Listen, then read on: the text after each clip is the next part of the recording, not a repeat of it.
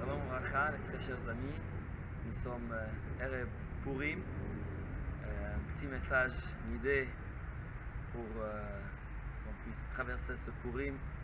On sait bien que Purim, on a l'esprit de la joie, du contentement. On sait que Purim symbolise Mishenichnas Adar Marbim Besimcha. Tout ce mois, il y a la joie de Purim qui doit remplir tout ce mois-ci. Comment retrouver cette joie, ce bonheur de Purim? On sait que dans la Megillah, le peuple juif ont jeûné, ils ont prié pendant 3 jours avant qu'Esther est rentrée voir Achashverosh. La Gemara dit, pourquoi Esther a invité Haman dans la Séouda qu'elle a fait pour Achashverosh? Cette Séouda, ce petit repas, c'était la reine Esther, le roi Achashverosh et Haman. Qu'est-ce qu'Haman avait besoin d'être là-bas? Esther avait une demande privée à faire avec son mari, le roi Achashverosh. Qu'est-ce qu'on a besoin d'avoir Haman? La Gemara amène une quinzaine de réponses différentes. Mais il y a une réponse là-bas un peu surprenante. Une des réponses, dit la Gemara, parce que le peuple juif, lorsque Esther était dans le palais royal, disait « Achot lanu bevet hamelech » nous avons une sœur dans le palais du roi.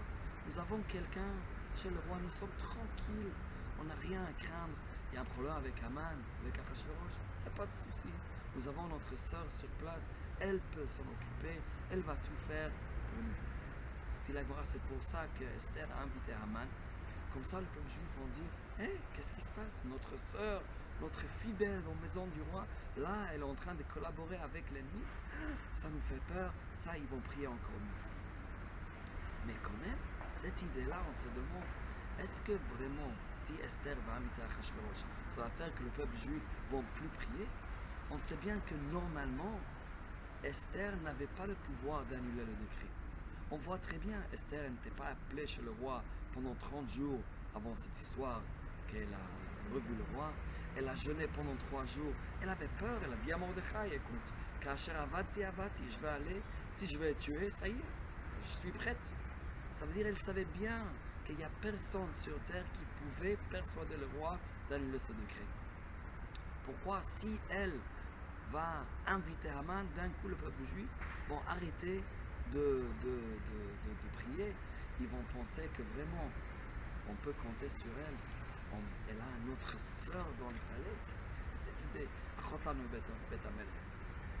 Si on comprend bien, on voit d'ici que si une personne veut prier à Hachem qui l'aide, il ne faut absolument pas que la personne pense à autre chose. Une personne qui pense qu'Hachem peut m'aider, mais je compte aussi sur quelqu'un comme ça, sur cette personne-là qui est bien connectée politiquement, quelqu'un qui a de l'argent, quelqu'un qui peut parler bien.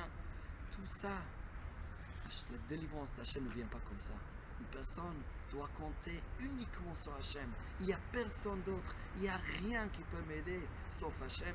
Si quelqu'un vraiment arrive à penser comme ça, à avoir une foi parfaite comme ça, c'est à ce moment-là qu'Hachem dit « Ah, tu comptes sur moi, je réponds, je vous aide, je vous délivre, je fais tout ce que vous voulez. » Et ça ramène justement, si nous avons confiance comme ça en Hachem, qu'il n'y a rien d'autre qui peut nous aider, à ce moment-là, la délivrance est garantie. Et là, nous pouvons être tranquilles, parce qu'on sait que tout ce qui va arriver, c'est notre grand Dieu qui est dans le ciel, qui peut nous protéger, qui peut tout faire. C'est que lui et uniquement lui qui peut nous aider. À ce moment-là, nous sommes joyeux, nous sommes contents, nous sommes tranquilles que notre Père veille sur nous. Et Ratson, on peut toujours ressentir ça, que Hachem nous protège, qu'Hachem est là pour nous, et traverser ce Purim et cette période avec tranquillité, avec joie, avec bonheur, et de voir le grand Geoula Shlema, Bimera V'Yamenu, Amen, Ken Yeh Ratson. Purim Sameach et Shabbat Shalom.